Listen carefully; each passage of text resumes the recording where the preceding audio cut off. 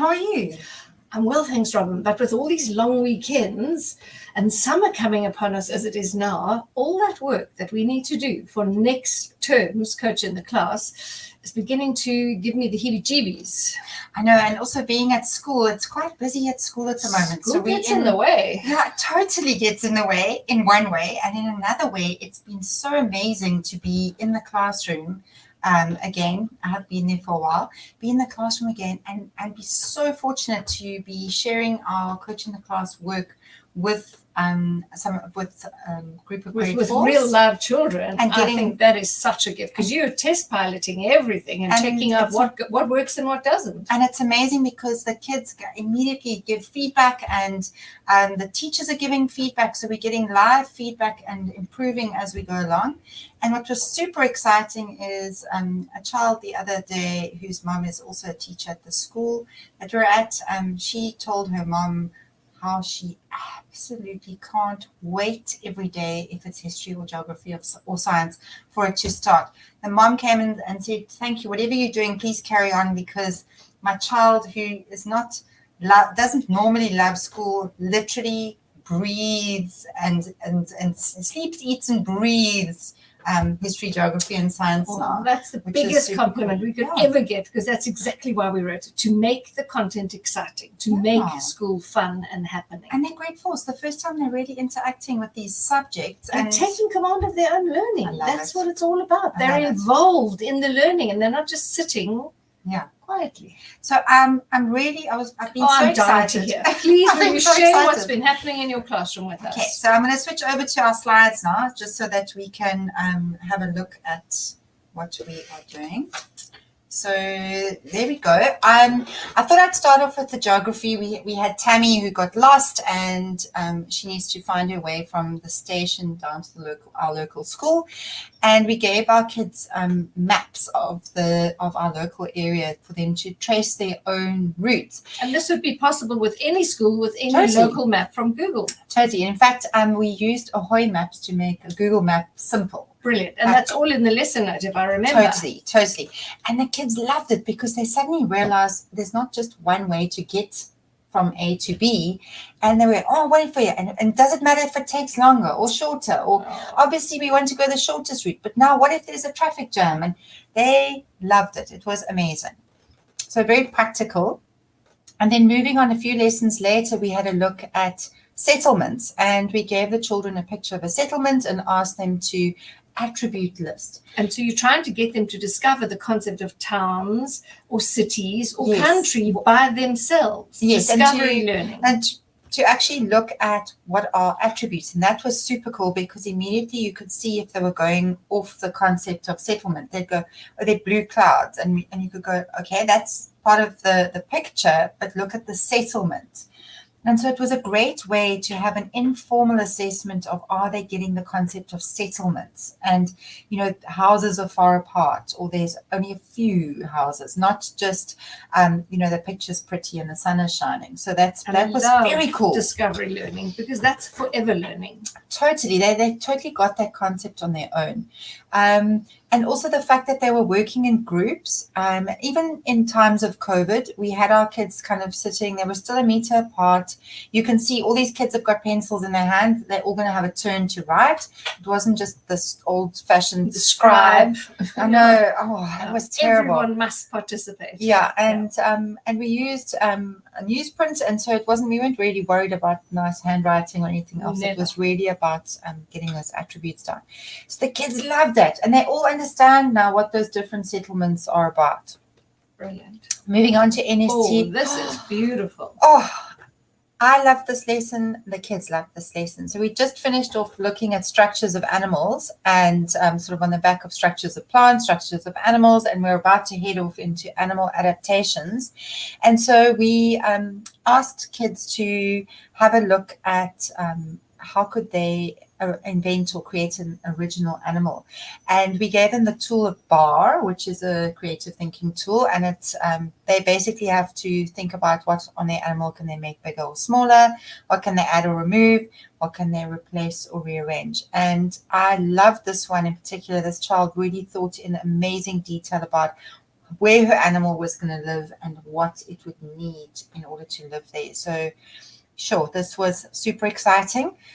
This animal is actually fire resistant because it lives underground in Hawaii where there are volcanoes. Wow, I see it has a fire belly.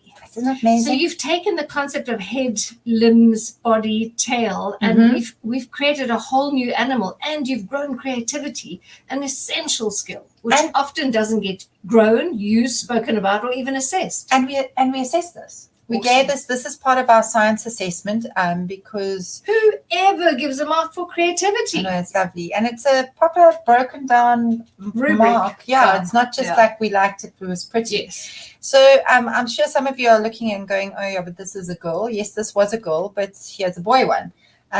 Equally elaborate, detailed, thought about. And I see he's done head, body, limbs, tail. So he's taken his knowledge and put it into his labels in his creative animal. I love that. And just having a look at some of the skills that we're trying to develop at the bottom of this slide: creative thinking, collaboration. These kids spent ages sort of brainstorming and doing a rough work in their science book, not on a scrap piece of paper, and then sharing it with friends and getting input from friends, and then going and sort of doing a final draft. Critical thinking too. Totally active learning all the time. Loved it. So just quickly to go through a few of my favorite ones.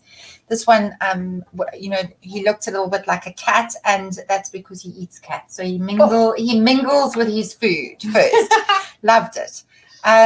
This one I loved, even for kids that aren't your top performers in the class necessarily. She spent a lot of time thinking about camouflage and where her animal was going to live. And that's great for that next section that we're going to do on adaptation. Totally. We're already there. She's already got this concept in her head. She's thinking about it. We're just going to elaborate on it. And her spots are camouflage, so she's hiding it already. So it will survive the next generation. And wings, these sharp wings for protection. Whoa. Very, very clever. And this one I loved. Me too, because it doesn't look anything like an animal. This one's gone off piste. This is my one.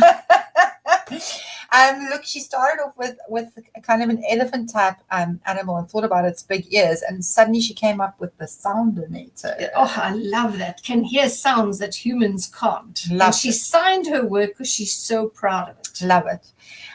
This one was just wild and woolly and crazy, all these different colors.